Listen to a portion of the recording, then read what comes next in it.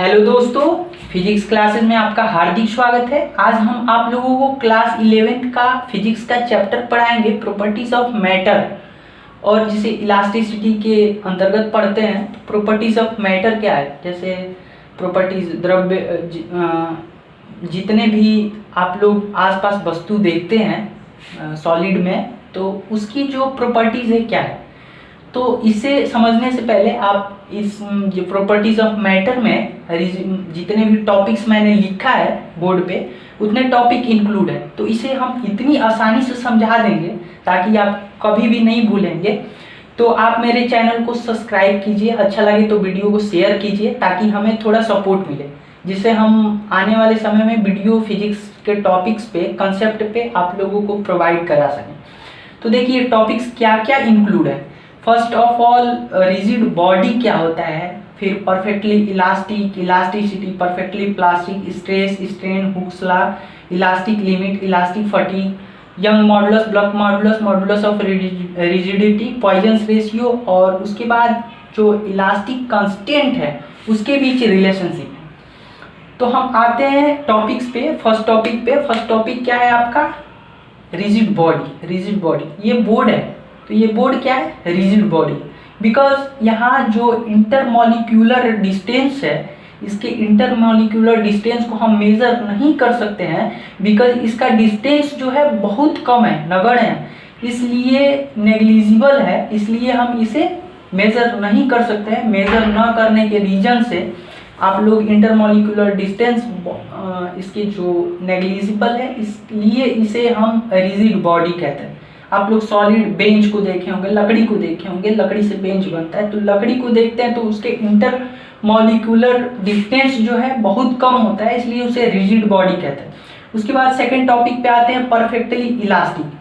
Perfectly elastic क्या है, तो इलास्टिक और इलास्टिसिटी और परफेक्टली प्लास्टिक, इन तीनों टॉपिक को second, third, fourth, perfectly elastic, elasticity, perfectly plastic, इन तीनों पॉइंट्स को, इन तीनों कंसेप्ट को एक साथ समझाएंगे तो समझने में आसान होगा। जैसे हम किसी ऑब्जेक्ट पे फोर्स लगाते हैं, इंटरनल फोर्स, तो जब मान लीजिए ये ऑब्जेक्ट है, तो ऑब्जेक्ट पे हम कोई इंटरनल फोर्स लगाते हैं, ये फोर्स ऐसे है, ना कि ऐसे। तो हम जब फोर्स इंटरनल लगाते हैं तो इसकी जो फोर्स लगाते हैं तो एक एरिया पे लगता है, ना कि पूरे बॉडीज पे लगता है। तो एक एरिया पे लगता है तो इसके जो बॉडीज है तो उसके शेप में कुछ ना कुछ परिवर्तन होता है, या तो चेंज होगा या नो चेंज होगा। चेंज होगा नहीं तो नहीं चेंज होगा। तो जब हम फोर्स अप्लाई करते हैं तो देखेंगे कि फोर्स अप्लाई करते हैं तो क्या होता है। जब हम ऑब्जेक्ट है इस पर फोर्स अप्लाई करेंगे, तो फोर्स अप्लाई करते हैं तो या तो इसके शेप और साइज में चेंजिंग होगा या नहीं चेंज होगा। जब यहाँ पे फोर्स अप्लाई करते हैं और उस बॉडी में चेंज हो जाता है,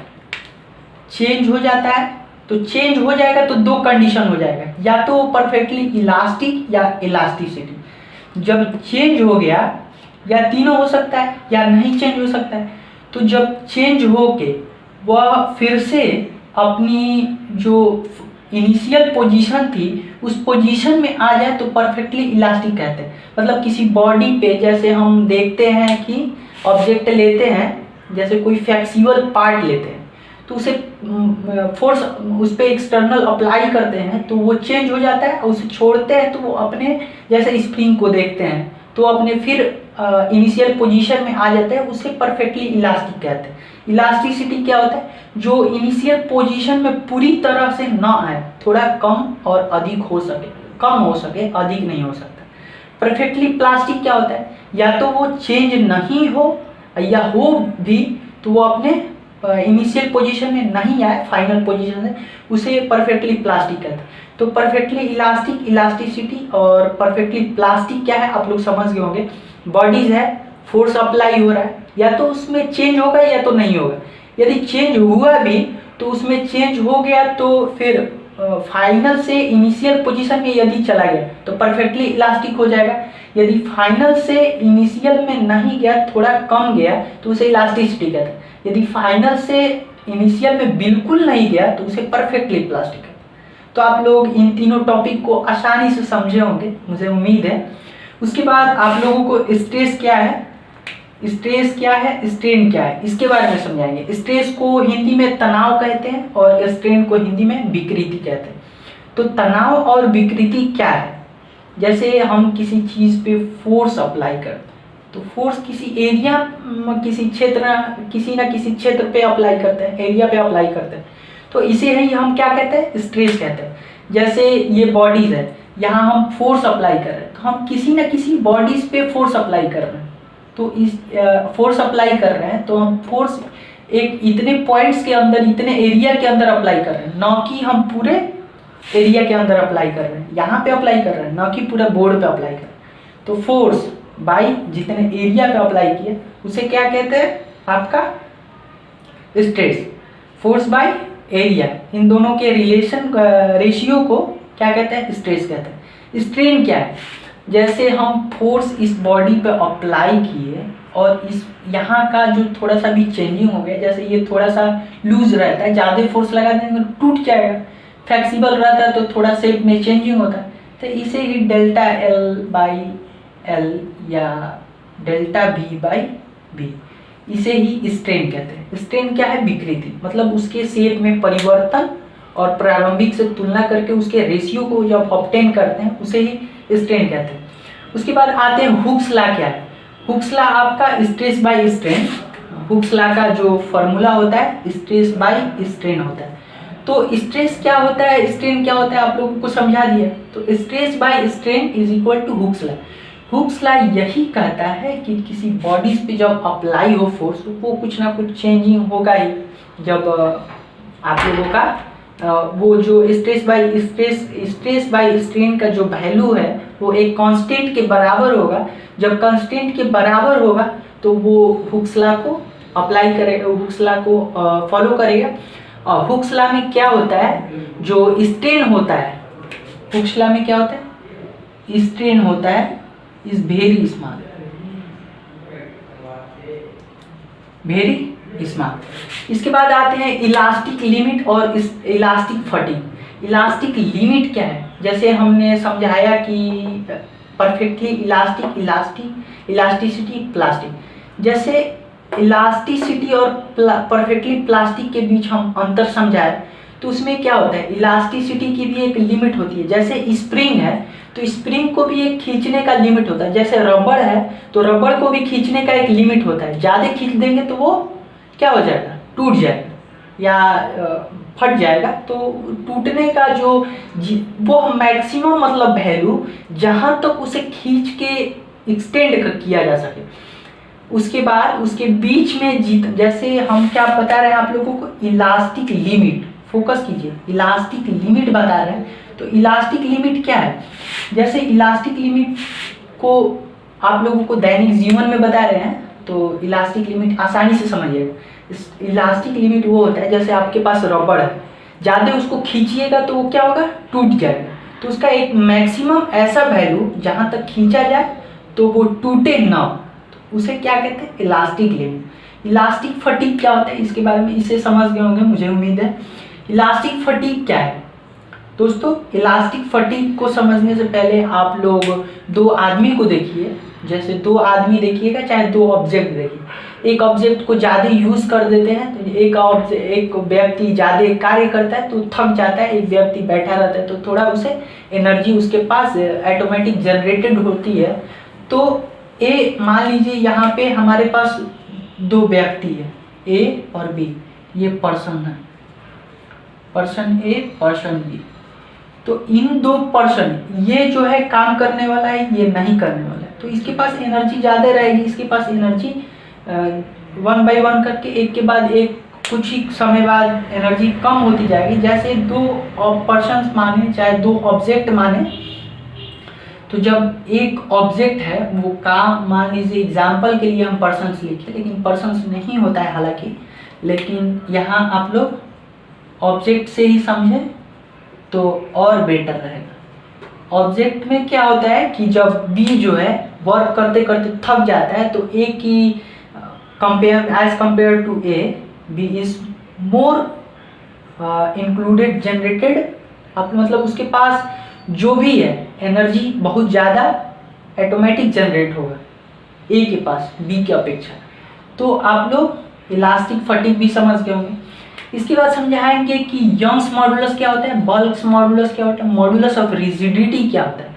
तो यंग्स मॉडुलस जैसे आपके पास लेंथ है, लंबाई वाले में जैसे हम क्या पढ़े इलास्टिसिटी, तो इलास्टिसिटी के अंतर्गत हम यंग्स मॉडुलस, बल्क मॉडुलस और मॉडुलस ऑफ रिजिडिटी, ये मॉडुलस इलास्टिसिटी क्या है, प्रत्यास्थता है, इसे हिंदी में क्या कहते हैं, प्रत्यास्थता। Bulk modulus, modulus of rigidity. तो यंग्स मॉडुलस में क्या होता है, लेंथ में जो चेंजिंग होने लगता है बल लगाने पे किसी एरिया पे, तो लेंथ के रिगार्डिंग हम जब पढ़ते हैं elasticity, elasticity of length, elasticity of volume को क्या कहते हैं, बल्क मॉडुलस। जब हम लेंथ के रिगार्डिंग पढ़ते हैं इलास्टिसिटी तो उसे यंग्स मॉडुलस कहते हैं, और जब हम वॉल्यूम के रिगार्डिंग पढ़ते हैं तो उसे क्या कहते हैं, बल्क मॉडुलस कहते हैं। उसके बाद modulus of rigidity, modulus of rigidity को टॉर्सन मॉडुलस या इलास्टिसिटी ऑफ शेप कहते हैं। तो मॉडुलस ऑफ रिजिडिटी जो है, मॉडुलस ऑफ रिजिडिटी को यहाँ ये फार्मूला लिखा है, ये फिगर भी बना है, तो इसे समझेंगे, nu is equal to A by theta. तो इसे समझने के लिए क्या करना होगा, आपके पास मान लीजिए ये ऑब्जेक्ट है, ऑब्जेक्ट जब है यहाँ, और इस ऑब्जेक्ट को जो बेस है वो तो फिक्स है, फिगर दिख रहा होगा, जो ऑब्जेक्ट है उसका बेस तो फिक्स है, लेकिन ये जो हाई, जो इसका, इसे क्या कहते हैं, हेड कहते हैं, सिर, और इसे टेल भी कह सकते हैं। तो जो इसका हेड है, टेल को वहीं पे रखा जाए बेस को, लेकिन हेड जो है उस पर फोर्स लगा के ऐसे कर दिया जाए तो एक एंगल पे क्या हो जाएगा, इंक्लाइंड हो जाएगा। तो इसे ही हम क्या कहते हैं, मॉडुलस ऑफ रिजिडिटी। इसके बाद आप लोगों को आप लोग का फॉर्मूला भी है, आप लोग स्ट्रेस और स्ट्रेन पढ़े होंगे, स्ट्रेस और स्ट्रेन।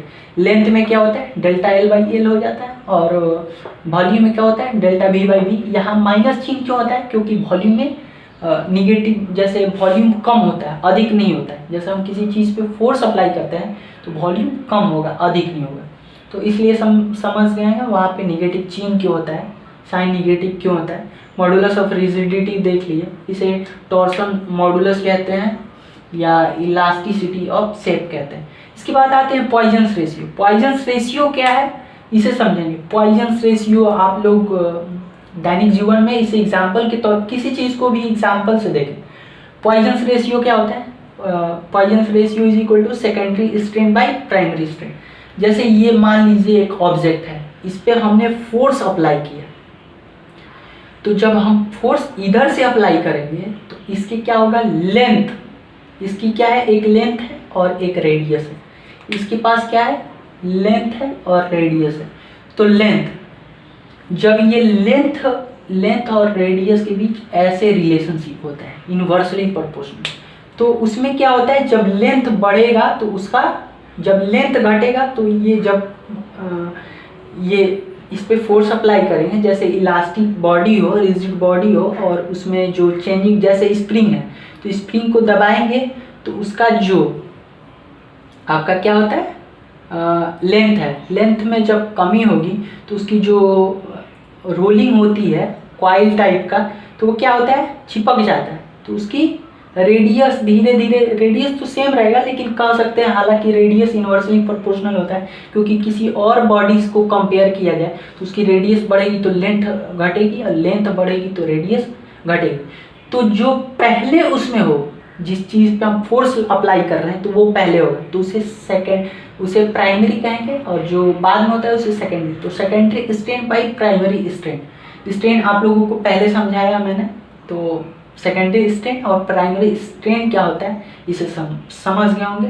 तो पॉइजन्स रेशियो क्या है, उन दोनों के बीच जो एरर्स आते हैं निकल के, उसे ही पॉइजन्स रेशियो कहते हैं। रिलेशन जो कनेक्टिंग इलास्टिक कंस्टेंट है, तो इसे समझेंगे कि क्या है। जैसे हमने क्या आप लोगों को बताया, यंग्स मॉडुलस, और यंग्स मॉडुलस के बाद आप लोगों को यंग्स मॉडुलस बताया ही, बल्क मॉडुलस की बताया ही, उसके बाद पॉइजन रेशियो के बारे में बताया है, उसके बाद आप लोगों को क्या बताया मैंने, ये मॉडुलस ऑफ रिजिडिटी न्यू के बारे में। तो इसे समझने के लिए आप लोग, ये बेसिक सा फॉर्मूला है, इसे तो डेरिवेशन करना बहुत लंबा हो जाएगा, तो लंबा हो जाएगा, मैं बाद में इसे डेरिवेशन करा दूंगा। डेरिवेशन के क्लास 11th में ज़रूरत नहीं है, इसलिए नहीं करा रहे। जो फार्मूला है इसे हम याद रखेंगे। ये फार्मूला क्या है, इसमें देखेंगे y = 3 के 1 - 2 पॉइजन रेशियो, और उसके बाद Young's modulus = 2 × bulk modulus 1 + Poisson ratio. Poisson ratio = 3 के - 2/6 के + 2 बाई, यहाँ पे आ जाएंगे फोर्थ रिलेशनशिप में, तो 9 मॉडुलस ऑफ, यहाँ Young's modulus = 3 modulus of rigidity + 1 bulk modulus. तो यंग्स मॉडुलस और इन चारों के बीच रिलेशन को याद करने का सिंपल ट्रिक है कि फोर्थ में मान लीजिए इसमें क्या है, आपका पॉइजन रेशियो है, यंग्स मॉडुलस है, बल्क मॉडुलस है, मॉडुलस ऑफ रिजिडिटी नहीं है। इसमें क्या है, मॉडुलस ऑफ आपका रिजिडिटी नहीं है, यहाँ क्या नहीं है, मॉडुलस ऑफ रिजिडिटी नहीं है। तो हम इसे समझेंगे, मॉडुलस ऑफ रिजिडिटी नहीं है यहाँ पे। तो देखिए यहाँ क्या हो जाएगा कि आपका यहाँ पॉइजन रेशियो हो गया, तो यहाँ पे इस फॉर्मूला में क्या नहीं है, आपका यंग्स मॉडुलस नहीं है, यहाँ पे क्या नहीं है, तो आते हैं पॉइजन रेशियो नहीं है, तो यंग्स मॉडुलस हो गया। इसमें देखिए फोर्थ को निगलेक्ट करना है, एक में y को, एक में k को, एक में मॉडुलस ऑफ रिजिडिटी को, एक में पॉइजन रेशियो, तो इन चारों को निगलेक्ट करना है। आते हैं यहाँ पे पॉइंट्स के बारे में, तो y इसमें भी है, y इसमें नहीं है, ठीक, y इसमें है, इसमें है, तो y एक नहीं है, ठीक, आपका हो गया। इसके बाद k, तो k इसमें है, k इसमें है, k इसमें है, k इसमें है, तो k को हम निगलेक्ट करेंगे, तो k को यहाँ k नहीं होगा, शायद ये 2 मॉडुलस ऑफ रिजिडिटी होगा, गलती से मैंने लिख दिया है लेकिन यही होगा, ठीक है। y = 2 modulus of rigidity 1 + Poisson ratio. तो आप लोग इस चीज़ को अच्छे से समझ गए होंगे, मुझे उम्मीद है। इसके बाद आप लोग क्या कीजिए कि न्यूमेरिकल्स जो हैं वो आप लोग HC वर्मा के बुक से लगाइए, NCERT के बुक से लगाइए, ताकि फिजिक्स आप लोगों का बहुत ज़्यादा स्ट्रांग हो जाए, ताकि आने वाले समय में कोई भी कंपटीशन जो हो उसे समझने को, और जितने भी पढ़ना आसान हो जाएगा जब टॉपिक समझ में आ जाएगा। तो आप लोग मुझे सपोर्ट कीजिए ताकि फिजिक्स के रिगार्डिंग में जितने भी वीडियोस हैं आप लोगों को टाइम टू टाइम अपलोड करके यूट्यूब के माध्यम से आप लोगों को पढ़ा सकूं। तो दोस्तों मुझे सपोर्ट कीजिए। Thank you everyone.